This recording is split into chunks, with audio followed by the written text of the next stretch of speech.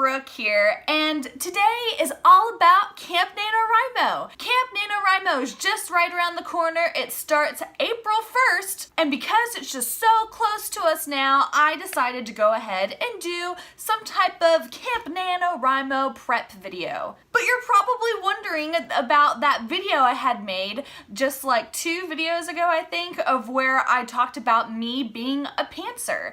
And yes, I am a pantser. So from that video, you're probably wondering why I'm talking about prepping for NaNoWriMo if I'm calling myself a pantser. Just because you do not outline your book doesn't mean that you can't prep for Camp NaNoWriMo or any NaNoWriMo, whether it be camp or the actual real one in November.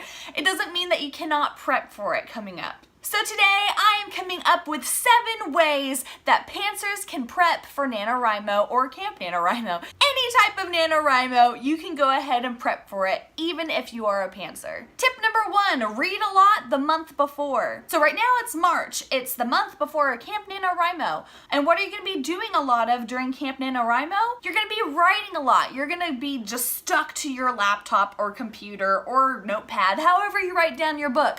You are going to be glued to that, hopefully as much as you can be, to get your novel done. And since you're going to be so busy writing, reading would be very beneficial for you on prepping for writing your book. Because reading ignites ideas. It makes you think about how you would be going about structuring your book, either plot-wise or sentence structure-wise. There are so many things that you can learn from reading a book that will make you just push forward and continue writing your own novel. And since you're not going to be necessarily reading so much during the Camp NaNoWriMo month, that means that you need to go ahead and get as much reading done as you can before that month actually starts. So that way you have all that inspiration and knowledge from reading inside you, and it's built up and it's just ready to explode as soon as you sit down to write at the laptop or computer. I say laptop because I have a laptop. Tip number 2 is to also write a lot before the month of NaNoWriMo. If you plan to write a lot, whether it be by an amount of hours that you have planned to write, or you're editing a whole crap load, or if you plan to write 20,000, 30,000, 50,000 words in the Camp NaNoWriMo month, you need to go ahead and be knowing that you're able to write the amount that you're wanting to actually get done during that month. And if you aren't kind of in that mindset of sitting down and writing for long periods of time during the month before NaNoWriMo starts, then you're kind of gonna be screwed. I remember during my first NaNoWriMo, which was last November, I was starting up my YouTube channel. And so the month before NaNoWriMo started, I was trying to get my YouTube skills down, but I was putting aside writing skills. And by writing skills, I am meaning to write for long periods of time. Since I was not used to that NaNoWriMo writing schedule, I just didn't comprehend the amount of hard work it took to go ahead and consistently type up 1,666 or 67 words a day. And I base a lot of my failure on the fact that I wasn't prepping my writing rhythms and routines beforehand. I wish I had kind of gotten more used to writing every single day, writing for long periods every single day. I needed to get into that flow rather than just jump straight into it. You need to train yourself on how to write for long periods of time, and to do that almost every single day, because that's how you're going to get your nanos done and won and accomplished. Tip number 3 is to find out what time of day you write best. I suck at writing at nighttime. I am not that nighttime owl like how everybody else is. Everyone loves to write at night. I don't have that drive to stay awake at nighttime and write. Every single time it's a work day and I'm like, all right, it's time to write, and it's 8 o'clock. I'm gonna write until midnight. It's gonna happen. And then I sit down at my keyboard and I swear to you, my eyelids, they just like glue shut to where no matter how hard I try, they will not stay open. So nighttime is not my best writing time because I always just tend to fall asleep. And that's even whenever I'm at my desk. So I've discovered that my best writing time is done when I have more energy, which means that's more so in the middle of the day. So I write best whenever I get straight home from work and I can go ahead and start writing then because I just have a lot more energy then at that time. And then I also like to write a lot during the weekend days. So yes, find your best writing time and stick to a schedule around those hours so that way you get your best work done and so that way you stay awake. And which brings us into tip number 2. I said 2 and I have 4 fingers up. Which brings us to tip number 4, which is find ways to stay awake. I mean, I just went and told you guys that I have a hard time staying awake whenever it comes time to doing Camp Nanowrimo and everything. And so I feel like other people have this issue too, which is why writers are addicted to coffee. It lives in their bloodstreams, I feel like, because they drink so much of it. I, on the other hand, do not drink coffee, sadly, and so I have to find other ways in order to stay awake. See, all the Red Bulls, they are gonna keep me energized and on top of things. I mean, I'm not gonna drink like 4 in one sitting. That would be monstrous.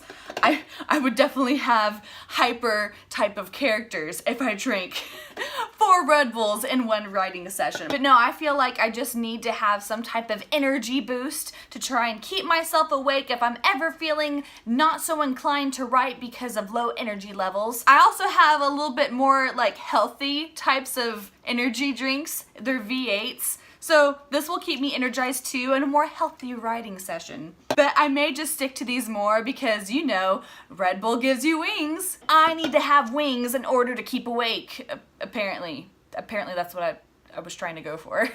Tip number 5 to prepare for Camp NaNoWriMo is to clean your house from top to bottom. Top to bottom or bottom to top, however you want to do it, just clean your house. Back during NaNoWriMo in November, I had like the messiest apartment ever. Every time that I was vlogging my writing adventures and stuff, I just had to really avoid the floors because I had laundry piles on the floor. I had just dirty dishes in the sink. I had just like lots of just things that were just chaotic around me. And as I was writing for NaNoWriMo, I felt so guilty for letting my apartment just go to shit. It was really, really messy and I just couldn't work. I could not work. I was trying to write words onto a page and I had laundry piles all around me. Camp NaNoWriMo is coming around the corner and I need to clean my apartment beforehand because otherwise I'm gonna just feel guilty and probably tidy up some things whenever I should be writing. So try and clean your place now